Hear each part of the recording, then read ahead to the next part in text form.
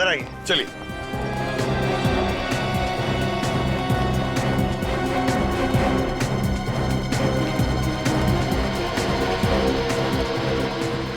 अरे सब लोग कहाँ हैं?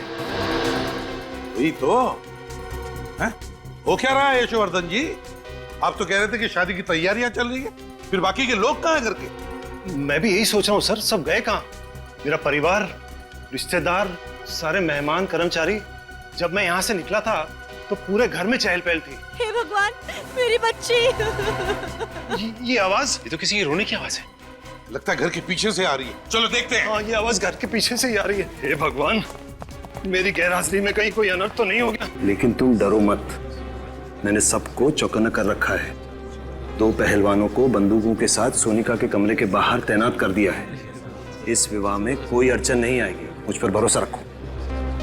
भगवान करे सब ठीक ठाक हो जाए और मेरी बेटी सोनिका के जीवन में कभी भी कोई अड़चन ना आए। आप क्या सोच रहे हैं? मीना, मैं सोच रहा था हमें सीआईडी की मदद ले लेनी चाहिए। एक बार तो उन्हें इत्तला कर देना चाहिए। हाँ, ये बिल्कुल ठीक कह रहे हैं आप। मैं अभी सीआईडी की ऑफिस जाता हूँ। लेकिन यहाँ पर सारी चिंता मत करो, यहाँ पर किसी को कुछ पता नहीं चलेगा। सब तैयारियां ठीक ठाक चल रही हैं। सुरक्षा का बंदोबस्त कड़ा है। तुम बस अपने आंख और कान खुले रखना और बाहर देखते रहना।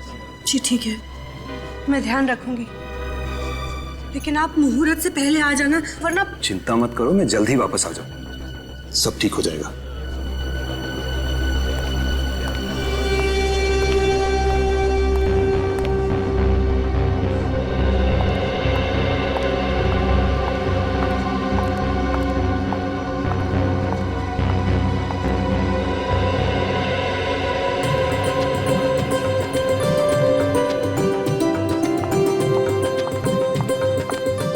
हे भगवान, ये टोकरी कौन यहाँ छोड़ गया है?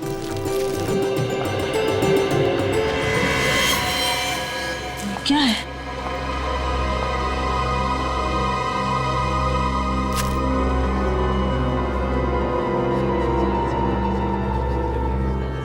ये खून?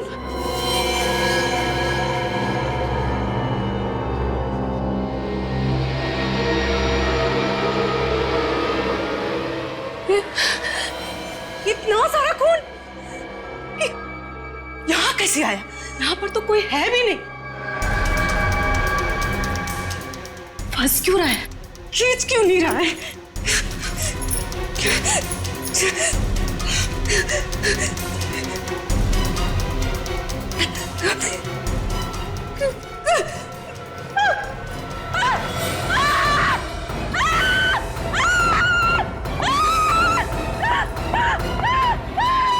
क्या हुआ, इतना चिल्ला क्यों रही हो?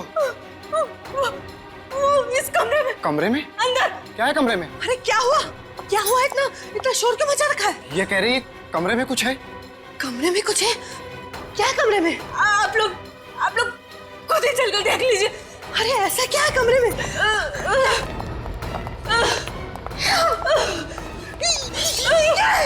ये खून कैसा? हाँ? किसका खून है? वो बिस्तर के पीछे। बिस्तर के पीछे? बिस्तर के पीछे क्या? हे भगवान! ये कैसा? हाँ? ये यहाँ कैसे है? क्या हुआ मालकिन? आप लोगों के होते हुए ये कैसे हो गया? हाँ? कैसे हो गया? मालकिन, हम तो अपनी जगह पर थे, हमें नहीं पता ये सब कैसे हुआ। एक मिनट। अगर आप लोग अपनी जगह छोड़कर आए तो फिर? हे भगवान! हटो मेरे रास्ते से! हटो! सर ये देखिए, उसकी बैंक की डिटेल्स और बाकी सारे फोटोग्राफ्स। ये देखो।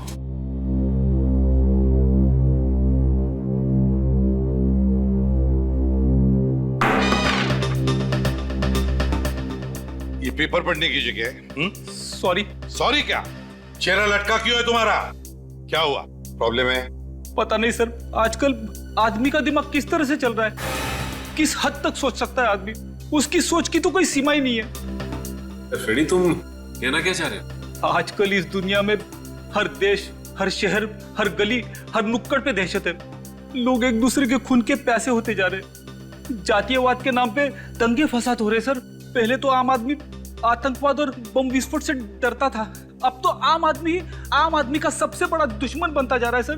पता नहीं किसके दिमाग में कब क्या आ जाए, अचानक उसका दिमाग खराब हो जाता है और 1 मिनट में सैकड़ों लोगों को गोलियों से छलनी कर देता है सर।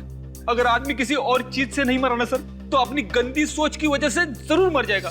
रेडी, जो तुम कह रहे हो ना, सिर्फ उतना ही नहीं, इस दुनिया में अच्छाइयां भी है, समझे? ये दुनिया अब भी और आज भी उतनी ही खूबसूरत है, समझे?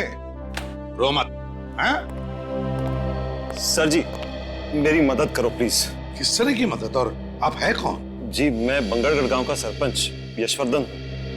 लेकिन किस तरह की मदद चाहिए आपको? दरअसल आज इस वक्त मेरे गांव बंगरगढ़ में मेरी बेटी सोनिका की शादी की तैयारियां चल रही हैं। सरपंच जी, आपकी बेटी की शादी है, ये तो बड़ी खुशी की बात है? तो इसमें हम क्या मदद कर सकते हैं? सर, मैं चाहता हूं कि आप लोग मेरे साथ मेरे गांव बंगरगढ़ आए, ये देखने के लिए कि शादी में सब कुछ ठीक ठाक चल रहा है या नहीं। एक मिनट सरपंच जी, कहीं आप हमसे हिफाजत तो नहीं चाहते? जी देखिए, ये हिफाजत वाला काम हम लोग नहीं करते हैं। जी, मैं जानता हूँ, मगर मैंने आप लोगों के बारे में बहुत सुना है, बड़ी उम्मीदें लेके आया हूँ आप लोगों के पास। देखिए यशवर्धन जी, आप समझने की कोशिश कीजिए। अच्छा जी, तो इतना कीजिए कि आप लोग मेरे साथ मेरे गांव आइए, मेरी बेटी सोनिका की शादी में शामिल होइए, खाइए पीजिए, शादी का आनंद लीजिए, बस इतनी विनती है आपसे। सिर्फ यही वजह है, और तो कोई बात नहीं है यशवर्धन जी? जी नहीं।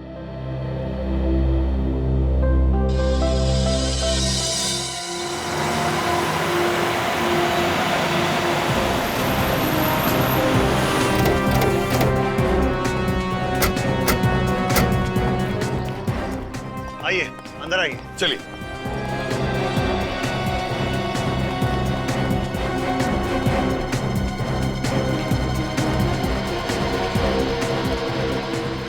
अरे सब लोग कहाँ हैं? वही तो है। हो क्या रहा है यशवर्धन जी? आप तो कह रहे थे कि शादी की तैयारियां चल रही है, फिर बाकी के लोग कहाँ हैं घर के? मैं भी यही सोच रहा हूँ सर, सब गए कहाँ? मेरा परिवार, रिश्तेदार, सारे मेहमान, कर्मचारी। जब मैं यहाँ से निकला था तो पूरे घर में चहल पहल थी। हे भगवान, मेरी बच्ची। ये आवाज, ये तो किसी की रोने की आवाज है। लगता है घर के पीछे से आ रही है, चलो देखते हैं। हाँ, ये आवाज घर के पीछे से ही आ रही है। हे भगवान, मेरी गैरहाजिरी में कहीं कोई अनर्थ तो नहीं हो गया? यहाँ से आइए। हे भगवान, यहाँ पर सोनिका!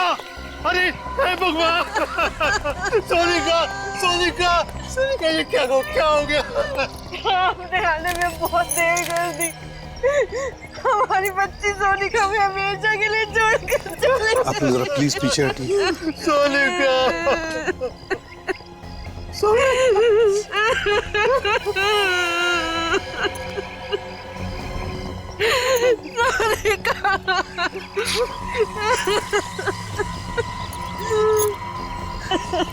हमारी बच्ची।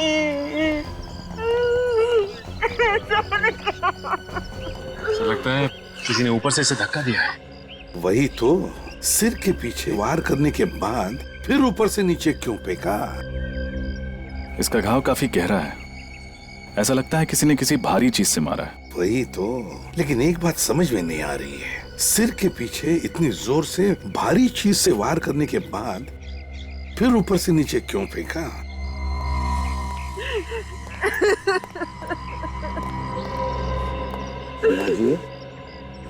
देखिए, मैं समझ सकता हूँ कि ये सही वक्त नहीं है आप लोगों के साथ कुछ बात करने का या सवाल पूछने का, मगर अगर हमें खुद को पकड़ना है तो आपको थोड़ी सी हिम्मत रखनी पड़ेगी, हमारे सवालों का जवाब देना पड़ेगा। एक बात बताइए, जब यशवर्धन जी हमें बुलाने आए थे उस वक्त, मतलब यहाँ से हमारे पास आकर फिर हमारे साथ आने के बीच में क्या हुआ था घर में? सब कुछ इतना जल्दी में हो गया कि कुछ पता ही नहीं चला।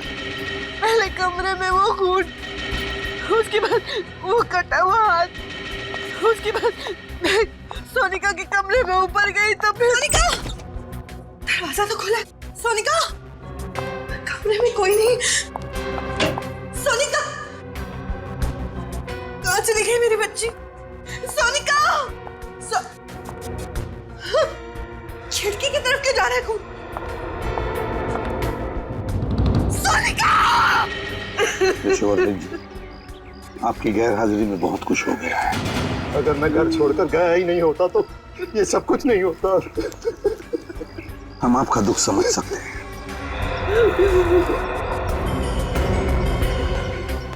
तुम लोगों को अपनी जगह छोड़नी नहीं चाहिए थी। गलती होगी साहब, उस वक्त नीचे से चीखने की आवाज आ रही थी। साहब उस समय समझ में नहीं आ रहा था कि हम क्या करें। हमें ऐसा लगा कि नीचे हमारी ज्यादा जरूरत है, इसलिए हम नीचे चले गए साहब।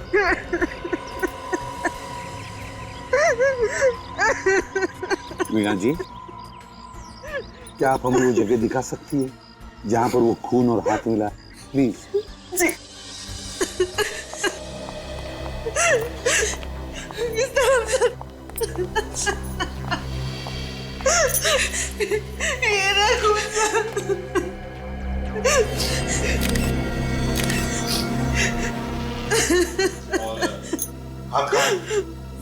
वो रहा।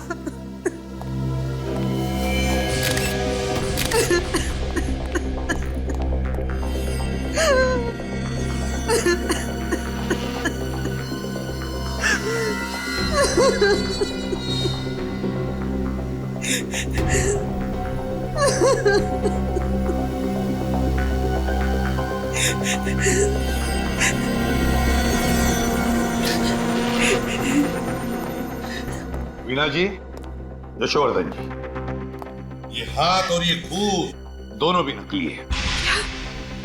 ये सब कुछ नकली है? जी हाँ, नकली है। सर लेकिन ये नकली हाथ और नकली खून यहाँ पे क्यों डालेगा कोई?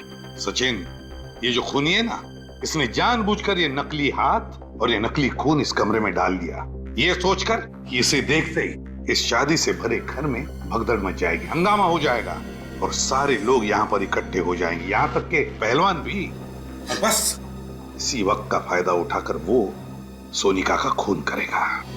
सर ये जो कोई भी है बहुत ही चालाक मालूम पड़ता है।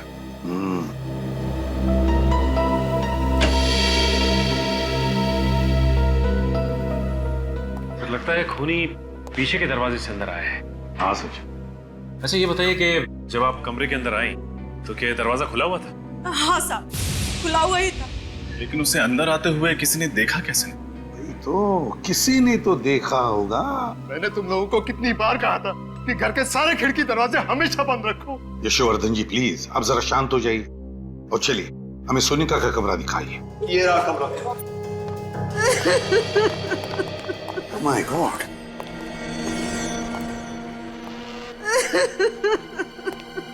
क्या हुआ है यहाँ?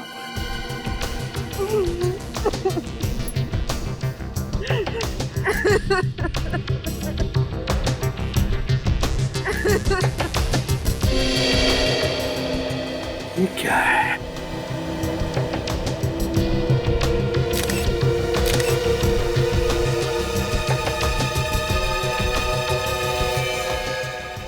किस कपड़े का टुकड़ा है ये? ये तो मेरी बेटी सोनिका की साड़ी का टुकड़ा है। माय गॉड, सोनिका की साड़ी का टुकड़ा। लगता है खूनी ने सोनिका को यहाँ इस खिड़की में से नीचे फेंक दिया और बेचारी नीचे गिरते वक्त उसकी ये साड़ी उस खिड़की में अटक गई और ये कपड़े का टुकड़ा वहां मिल गया।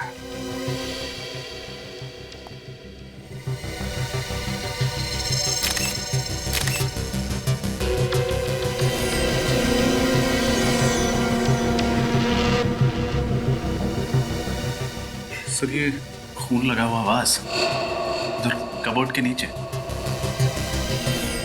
खून लगा हुआ वाज। मीना जी, क्या ये वाज आपके घर का है? नहीं सर, ये हमारे घर का नहीं। नहीं जी नहीं। तो इसका मतलब है खूनी ये वाज बाहर से लेकर आया और फिर इसी वाज से सोनिका के सिर पर पीछे से वार कर दिया। हे भगवान, हम गांव वालों से क्या गलती हो गई? ये कैसा श्राप दे दिया तूने? हमारी बेटी को भी खा गया ये श्राप। एक मिनट यशोवर्धन जी, क्या कहा आपने? श्राप? कैसा श्राप? किस श्राप की बात कर रहे हैं आप यशोवर्धन जी? होता क्या है इस श्राप से, जरा बताइए। इस श्राप की वजह से जिस दिन हमारे गांव में किसी भी लड़की की शादी होती है, उसी दिन उस लड़की की मौत हो जाती है। ऐसा होता है इस श्राप से? कब से सिलसिला चल रहा है इस श्राप का? ये कई सालों से इस शराब की वजह से हमारे गांव में किसी भी लड़की को शादीशुदा जिंदगी का सुख नसीब नहीं होता।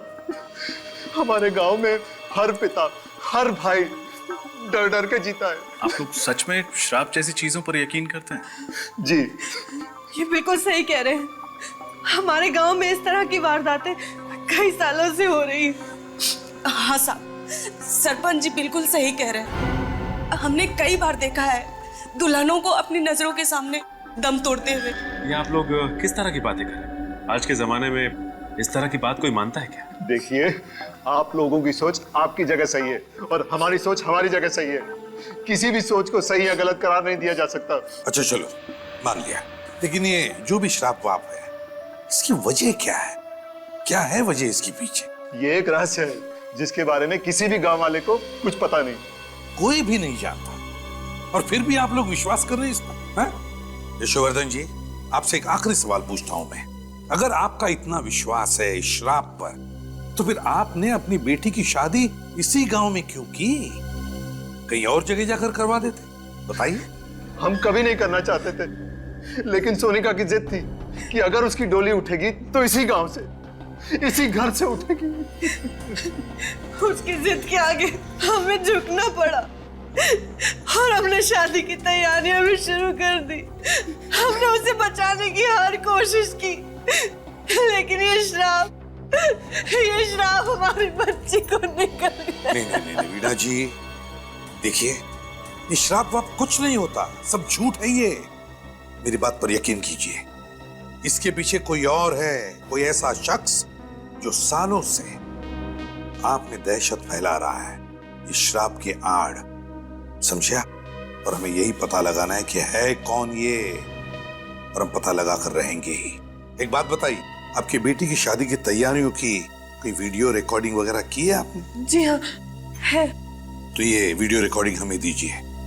और सचिन, पता लगाओ इस गांव में ऐसी कितनी लड़कियां हैं, कितनी दुल्हनें जिनकी इस तरह की मौत हुई है, और उनके बारे में पूरी जानकारी निकालो। सर, मिल गया सचिन जानकारी, सीडी सब कुछ? हाँ सर, सीडी भी मिल गई है और शादी की जानकारी भी। वेरी गुड, लगाओ सीडी जल्दी।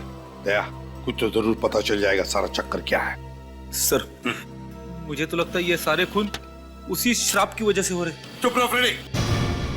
फ्रेडी, आइंदा अगर श्राप शब्द तुम्हारे मुंह से निकला ना, तो समझ लेना कि तुम्हारी हमेशा के लिए ट्रांसफर इस बांगड़गढ़ में हो। नहीं सर, ऐसा मत करना सर। चुप, आइंदा ये शब्द तुम्हारे मुंह से निकलना नहीं चाहिए। कौन सा? श्राप। हाँ,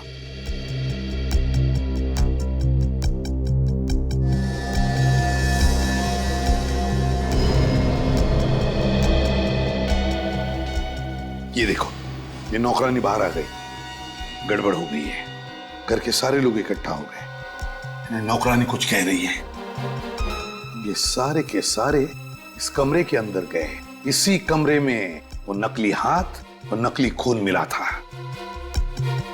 कोई दोनों पहलवान भी आ गए, चौकीदार ये भी अंदर गए। इसका मतलब है घर के सारे लोग इस कमरे के अंदर हैं। ये कौन है? ये लाल साड़ी वाली औरत? अरे, तो ऊपर जा रही है। सर, यहाँ पे भगदड़ मच गई, बाकी के सारे लोग इस कमरे में गए, ये ऊपर की तरफ जा रही है। ऊपर तो सोनिका का कमरा है सर। हाँ, ऊपर तो सोनिका का कमरा है। देखा फ्रेडी, ये कोई श्राप वाप का चक्कर नहीं, ये इस लाल साड़ी वाली औरत का चक्कर है। दया, कहीं ऐसा तो नहीं कि सोनिका का खून इस लाल साड़ी वाली ने ही किया है? सर, रिवाइंड करना सर। बस प्ले करो सर। जरा इस औरत की चाल को जरा गौर से देखना, कुछ तो गड़बड़ है सर। हाँ दया, चाल तो मर्दाना लगती है। सर, कहीं ऐसा तो नहीं कि कोई आदमी ये साड़ी पहन के अंदर जा रहा है? हो सकता है, और इसी आदमी ने सोनिका का खून किया है। सर, अगर इसी आदमी ने उन बाकी दुल्हनों को मारा है, तो हो सकता है उनकी शादी पर भी ये गया लड़की बन के। बिल्कुल सचिन, सारी जानकारी है ना इसमें? हाँ सर।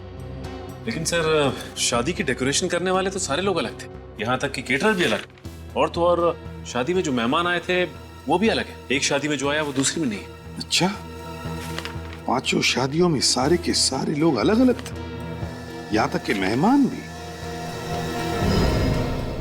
लेकिन ये क्या, इन 5 शादियों में एक आदमी कॉमन है। कौन सर? पंडित जी, दया, जगनलाल पंडित। लेकिन सर सोनिका की मौत तो शादी की रस्में शुरू होने से पहले ही हो गई थी। उस वक्त पंडित जगनलाल तो पहुंचा भी नहीं होगा सर। अगर आने वाले तो थे पंडित जगनलाल, तो कहीं ऐसा तो नहीं कि सोनिका का खून इस पंडित जगनलाल ने ही किया, लाल साड़ी पहनकर? हो सकता है सर, या तो वो खुद खूनी है या फिर खूनी के साथ मिला हुआ है। इस पंडित जगनलाल को मिलना ही पड़ेगा।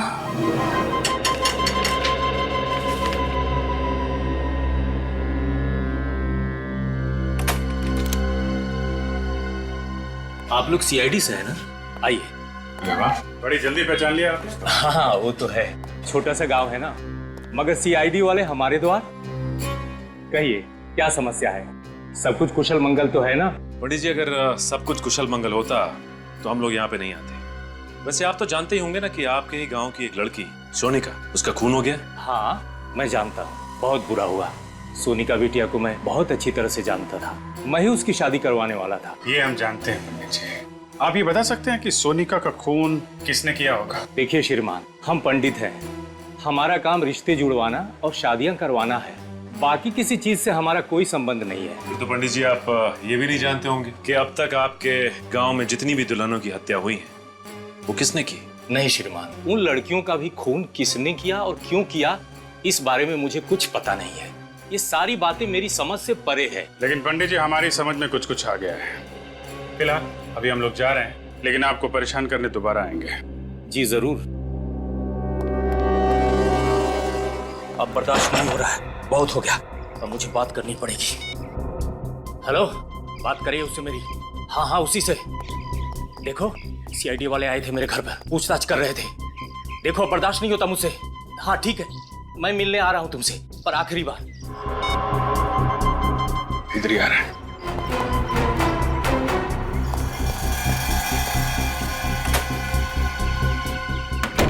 हे प्रभु, रक्षा करना मेरी, ये किस धर्म संकट में डाल दिया।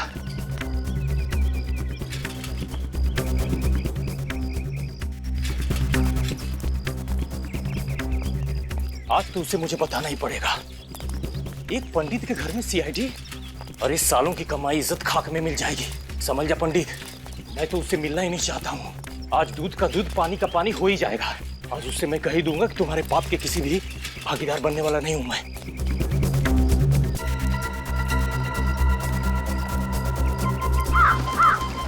अभी तो यही था सर, अचानक गायब हो गया। कहीं नजर नहीं आ रहा है। देखो यहीं कहीं आसपास छुपा होगा। सर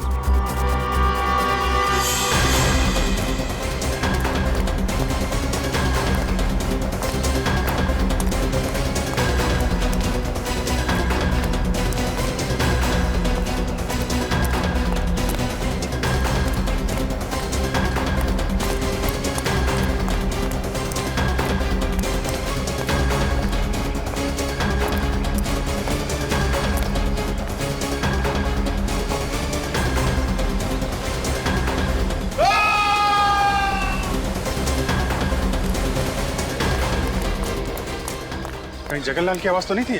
सर आवाज यही कहीं से आई। इस तरफ। अरे यहाँ तो भीड़ जमा है। जगनलाल के साथ? एक्सक्यूज मी, प्लीज हटिए, प्लीज हटिए हटिए हटिए, हमें तहकीकात करनी दीजिए। और हाँ, किसी भी चीज को हाथ मत लगाइएगा। हे भगवान, इस शापित गांव के एक लौते पंडित को भी आपने उठा लिया, अब क्या होगा हमारा? कल ही तो इन्हें मैं मंदिर के बाहर मिला था। सर खूनी ने चाकू पीठ में लगा छोड़ दिया है। सर लगता है खूनी ने चाकू फेंक के मारा होगा और भाग गया। अजीब सी बात है सर, एक गांव के पंडित को कोई क्यों मारना चाहेगा? अजीब बात तो इस गांव की हर एक चीज है, एक के बाद एक खून होते जा रहे हैं। पर खूनी इतनी जल्दी जगनलाल को मार के कहां भाग गया? लेकिन आसपास चेक करो जरा। हटिए हटिए।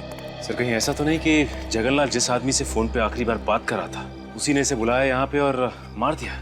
जगनलाल को उसके इरादे पे शक नहीं हुआ होगा कि वो उसका खून करने वाला है। हाँ सर, इसने सीआईडी के आने की खबर दी होगी और उस आदमी ने इसका हमेशा के लिए मुंह बंद कर दिया। इसका मतलब सिर्फ हम ही नहीं, वो खूनी भी इन गलियों में भाग रहा था इस जगनलाल के पीछे। मौका पाते ही उसने चाकू मारा और भाग गया। हाँ सर, ये जो कोई भी है काफी चालाक आदमी है। सर। हाँ सर, आसपास कुछ भी नहीं मिला। अच्छा, इसका थैला चेक कर लेना।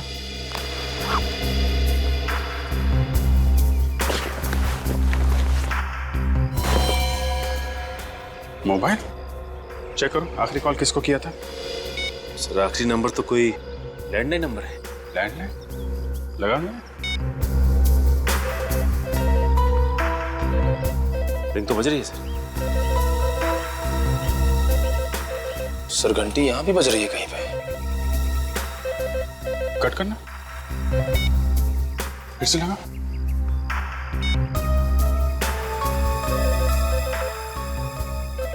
घंटी की आवाज तो यहीं से आ रही है। इसका मतलब ये नंबर यहीं आसपास का है। चलो देखते हैं। निकल, बॉडी को फॉरेंसिक लैब भिजवा दो। सर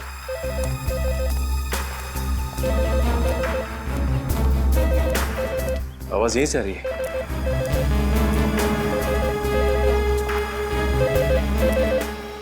रिंग यहाँ बज रही है। तो इस पीसीओ पे पंडित जगन्नाथ ने फोन किया था, लेकिन किसके लिए? दुकान वाला जानता होगा सर। दुकान वाला कहीं नजर नहीं आ रहा। दुकान खुली छोड़कर कहाँ जा सकते हैं? सचिन, गांव में ऐसा ही होता है, लोग एक दूसरे पे भरोसा करते हैं। हाँ सर, लेकिन अब पता कैसे लगेगा कि जगन्नाथ ने किसके लिए फोन किया था यहाँ पे? जी साहब, पूछिए साहब। तुम इस दुकान के मालिक हो? हाँ साहब। ये दुकान छोड़ के कहाँ चले गए थे? साहब वो घर पे गया था साहब। घर पे गए थे। यहाँ बगल में पंडित जगन्नाथ का खून हो गया और तुम घर पे क्या कर रहे थे? क्या साहब, पंडित जी का खून हो गया साहब? कितनी देर हुई दुकान छोड़ के गए? साहब 5 मिनट पहले गया था साहब मैं। 5 मिनट पहले? हाँ साहब। अच्छा ये बताओ कि 8-10 मिनट पहले यहाँ पे किसी का फोन आया था क्या? हाँ साहब, थोड़ी देर पहले पंडित जी का फोन आया था मनीष बाबू के लिए साहब। मनीष बाबू? कौन है ये मनीष बाबू? साहब वो जो घर दिख रहा साहब, साहब वहीं पे रहता साहब वो। अच्छा मनीष, ये मनीष बाबू का फोन अक्सर यहाँ पे आता रहता है क्या? हाँ साहब, उन्होंने बोल के रखा साहब कि जब भी उनका फोन आया तो उनको बोल देना, तो बोल देता था साहब ने। कि उनके पास खुद का फोन या मोबाइल नहीं है क्या? नहीं साहब, जहाँ तक मैंने देखा है उनके पास खुद का मोबाइल फोन नहीं है साहब। जब भी फोन करना होता साहब वो मेरे पास ही आते साहब। अभी होंगे मनीष बाबू घर पे? हाँ साहब, ज्यादातर वो घर पे रहते साहब। क्या दिखाओ घर किधर? चलिए साहब। साहब यही है मनीष बाबू का घर साहब। यहाँ पे तो ताला लगा हुआ है। जगन्नाथ का खून करके फरार हो गया।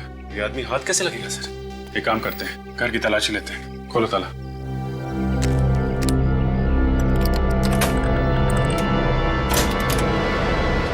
यहीं खड़े रहना। जी साहब।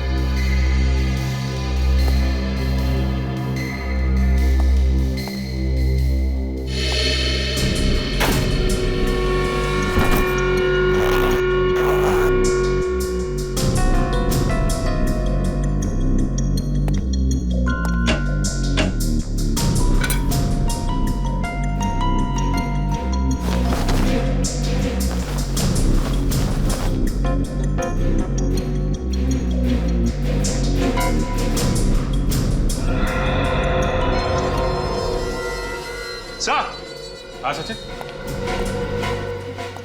ये देखिए, ये साड़ी। ये साड़ी? ये तो वही साड़ी है ना जो सोनिका के कातिल ने पहनी थी। हाँ सर, और हमने फुटेज में ये भी देखा था कि एक आदमी इस साड़ी को पहन के सोनिका के कमरे में घुस रहा था। इसका मतलब मनीष ने सोनिका का खून किया है। उसने पंडित जगन्नाथ का भी खून किया है। कहीं ऐसा तो नहीं थी इस गांव में जितनी दुल्हनों की हत्याएं हुई हैं, इन सब के पीछे ये मनीष ही है। एक काम करो, देखो और कुछ मिलता है क्या।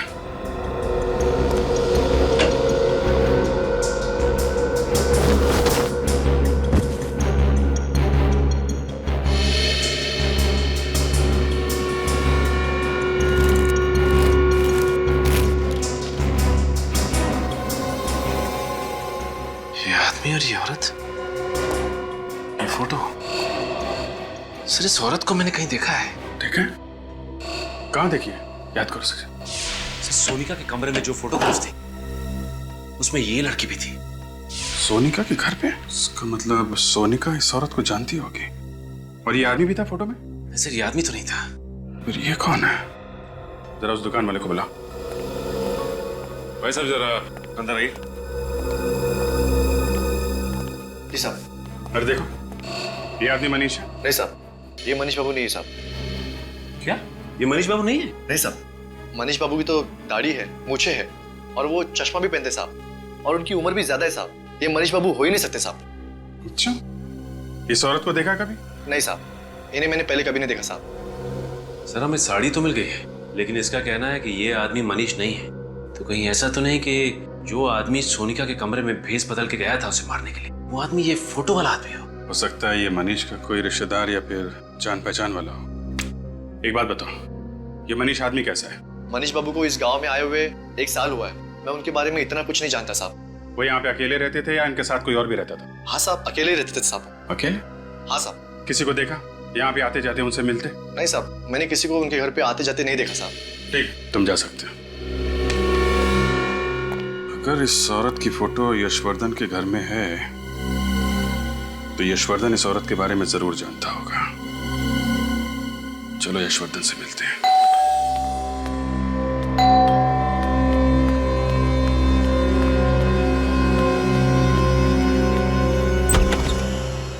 आप लोग आइए, कहिए क्या बात है? हर्षवर्धन जी, आपसे कुछ पूछना है। जी कहिए। कि इस औरत को पहचानते हैं? ये फोटो आपको कहां से मिली? ये बहुत लंबी कहानी है। जानते हैं आप इसे? जी, इसे कैसे भूल सकता हूं मैं? इसी की वजह से तो हमारे खानदान की इतनी बदनामी हुई।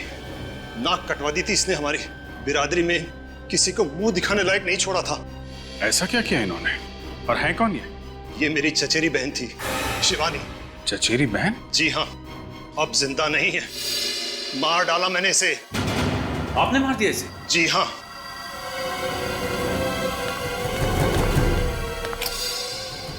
इसी बंदूक से मारा था मैंने उसे 15 साल पहले। क्यों? क्यों मारा आपने?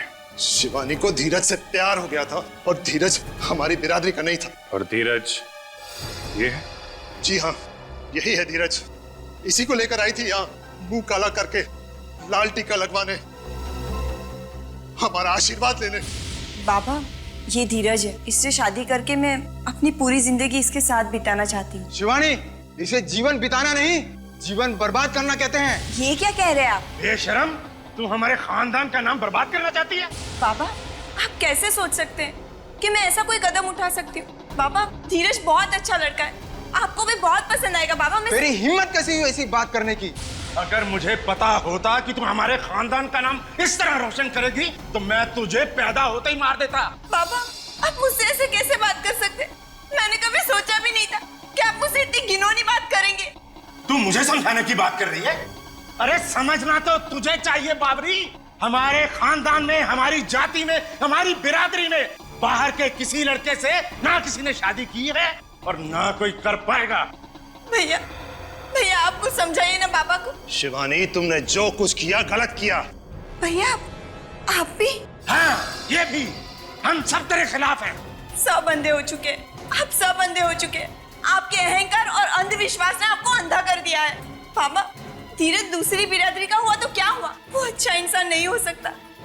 बाबा, मैं आपसे विनती करती हूँ, हमें अपना आशीर्वाद दे दीजिए, हमें अपना आशीर्वाद दे दीजिए। कभी नहीं, जब तक मैं सलामत हूँ कभी नहीं।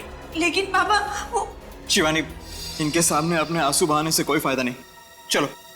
बाबा, धीरज वो शिवानी, इनको अगर हमारी बात नहीं मानी तो ना सही, इनके आशीर्वाद के बिना हम अपनी नई जिंदगी शुरू करेंगे, अपना नया घर बसाएंगे। चलो। लेकिन कहीं नहीं जाओगे तुम। देखिए, आप लोग हमारा कुछ नहीं बिगाड़ सकते। शिवानी अब बालिक है। चलो शिवानी। बस, मैं कहता हूं चलो। अब बहुत हो चुका। यशवर्धन, बंदूक लेकर आओ। ये क्या कर रहे हैं आप? यश नहीं, शिवानी आपकी बहन है। छोड़ो मुझे। गोली चलाओ, चलाओ गोली। यशवर्धन, चलाओ गोली। धीरज, धीरज। यशवर्धन, हर्षवर्धन, लाशों को ठिकाने लगा दो। पिताजी के दबाव में आके मार दिया मैंने इन दोनों को। और इसी वजह से मैंने इन्हें आज तक माफ नहीं किया। ऑनर किलिंग, इस तरह किसी की जान लेने में कैसा सम्मान? क्या मिलता है आप लोगों को ये सब करके? सचिन, गन ले लो इनके। लाइए, जरा इधर लाइए। अरेस्ट करें सर? गिरफ्तार तो करेंगे ही। जो गुनाह इन्होंने किया है उसकी सजा तो इन्हें भुगतनी ही पड़ेगी। सचिन, इस धीरज की फोटो मनीष के घर में है, कुछ समझे? हाँ सर, इसका मतलब मनीष और धीरज एक दूसरे को अच्छी तरह से जानते थे, दोस्त थे एक दूसरे के, और धीरज की जान का बदला लेने के लिए मनीष ने इनकी बेटी सोनिया को मार दिया। जल्द से जल्द इस मनीष को ढूंढना होगा। दया, ये धीरज मरा है और मनीष जिंदा है, और मरे हुए धीरज की फोटो मनीष के घर में हमें मिली। ये कैसे? कुछ ना कुछ तो चक्कर है दया, कुछ ना कुछ तो गड़बड़ है। कैसी गड़बड़ सर? दया, फोटो में जो दिख रहा है ना, उसे नहीं देखते। जो फोटो में नहीं दिख रहा है उसे ढूंढने की कोशिश करते हैं, उसे ढूंढने की कोशिश करते हैं। क्या मतलब सर? मतलब अभी पता चल जाएगा रजत, अभी पता चल जाएगा। रेडी? स्केच आर्टिस्ट को लेकर आओ, और सचिन, बांगड़गढ़ के पीसीओ वाले को लेकर आओ, उस पीसीओ वाले को जिसके पीसीओ पर मनीष को फोन आया करते थे।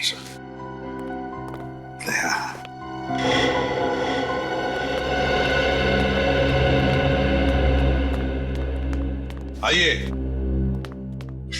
स्केच आर्टिस्ट को क्यों बुलाया? अभी पता चल जाएगा।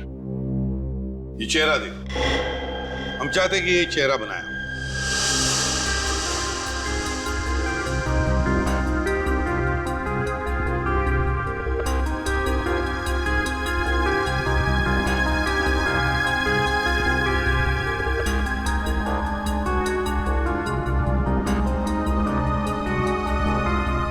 वाह, बढ़िया है।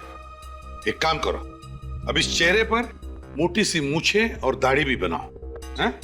एक मिनट मत बनाइए, ये चेहरा ऐसे ही रहने दीजिए। इस दूसरे पेपर पर बिल्कुल ऐसा ही चेहरा बनाओ, ऐसा ही चेहरा, लेकिन थोड़ा उम्र में ज्यादा, एक 10-12 साल। और फिर उस चेहरे पर मूछें दाढ़ियां लगाओ। जी। हाँ। और हाँ, चश्मा भी चाहिए उसे, मोटा सा। ठीक है, काले फ्रेम वाला।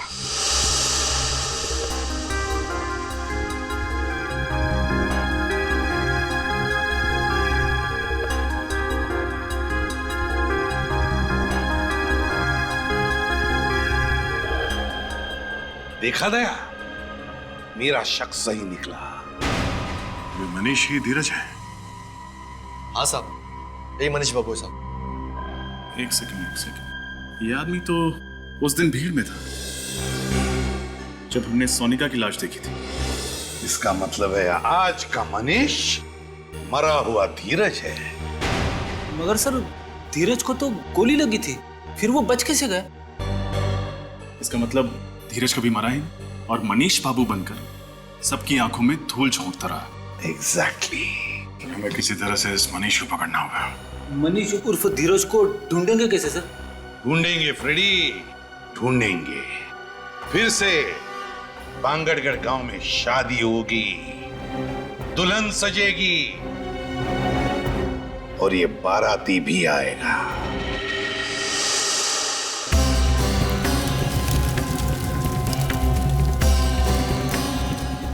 रजत, तैयार रहना, वो आएगा। दुल्हन को मारने जरूर आएगा। दुल्हन को हम आज तक नहीं आने देंगे सर। आप फिक्र मत कीजिए, उसके आगमन के लिए हम पूरी तरह तैयार हैं।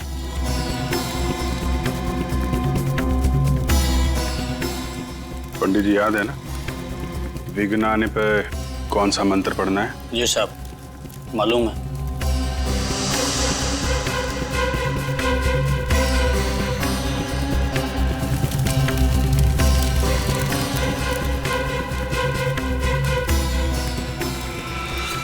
अरे, ये बिजली को क्या हुआ?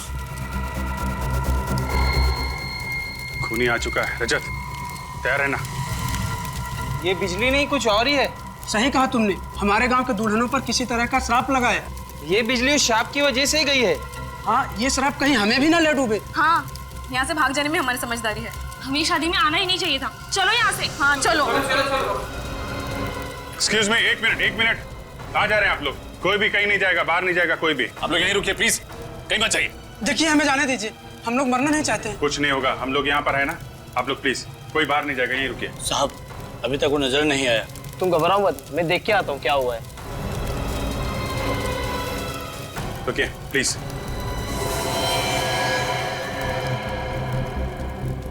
साहब वो अंदर आ गया, दुल्हन की तरफ बढ़ रहा है।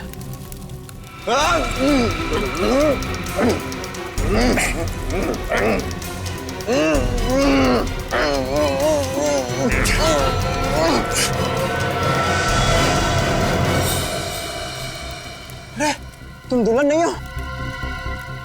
जी तुम्हें क्या लगा तुम्हारे हाथों से एक दुल्हन और मारी जाएगी?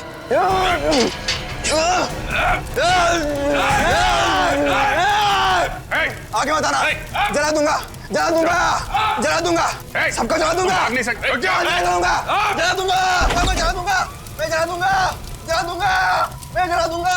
मशाल लेके कहाँ भाग रहा? ओलंपिक खत्म हो गया, रुक जा।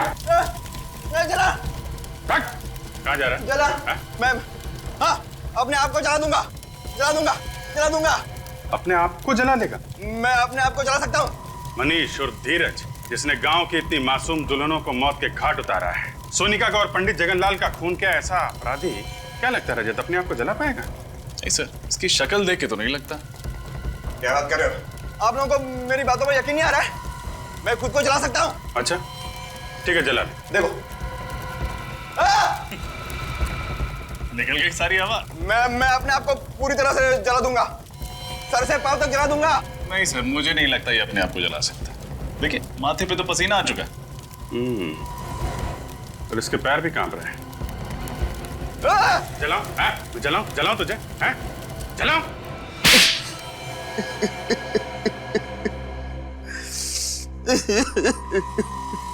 मनीष उर्फ धीरज, बताओ क्यों किया तुमने ये सब? इसका जवाब तो मैं पिछले 15 सालों से ढूंढ रहा हूँ। एक भाई अपनी बहन को कैसे मार सकता है? एक बाप अपनी बेटी की खुशियों का गला कैसे घोट सकता है? क्यों दो प्यार करने वालों को लोग जीने नहीं देते? मैं अपनी शिवानी के साथ आशीर्वाद लेने उसके घर गया था और मिला क्या? धीरज, धीरज, तुम बच कैसे गए?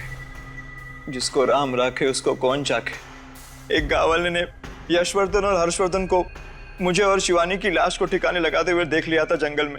उसी ने मुझे बचाया। कई सालों तक मैं बेहोश था और जब होश में आया तो मुझे शिवानी की मौत की खबर मिली और मैं गुस्से से पागल हो गया और मैंने सोचा कि मैं बदला लूंगा। बदला लेने के लिए तुमने पांगड़गढ़ गांव की सारी दुल्हनों को मार दिया। हाँ, और इसी वजह से गांव वालों के मन में श्राप का डर और भी गहरा होता गया। हाँ, आप लोगों की वजह से मुझे बहुत परेशानी हुई, लेकिन मकसद तो पूरा करना ही था। इसलिए औरत के भेष में यशवर्धन के घर के बेडरूम के पीछे के दरवाजे से मैं अंदर गया। नकली हाथ और नकली खून रखा, मेहमानों में शामिल हो गया और जब तमाशा हुआ तो पहलवान नीचे आ गए और मैं सोनिका के रूम में दाखिल हो गया। अपने साथ लाए हुए फ्लावर वास से मैंने उसके सिर पर मारा और उसे खिड़की के बाहर फेंक दिया। और जगनलाल पंडित, उसको भी तो तुमने ही मारा। क्या बिगाड़ा था उसने तुम्हारा? वो आप लोगों को सब कुछ सच सच बताने वाला था, इसलिए उसे भी मारना पड़ा। तो कहीं ऐसा तो नहीं कि इस जगनलाल पंडित ने ही तुम्हें 15 साल पहले बचाया था? हाँ, उसी ने मुझे बचाया था। भगवान ने तुम्हें दूसरी जिंदगी दी, एक नया मौका दिया जीने का। और तुमने क्या किया? अपना बदला पूरा करने के लिए गांव की मासूम लड़कियों की जानें ली। उनकी शादी के दिन अब तो भगवान भी तुम्हें माफ नहीं करेगा। तुम्हें तो फांसी होकर ही रहेगी।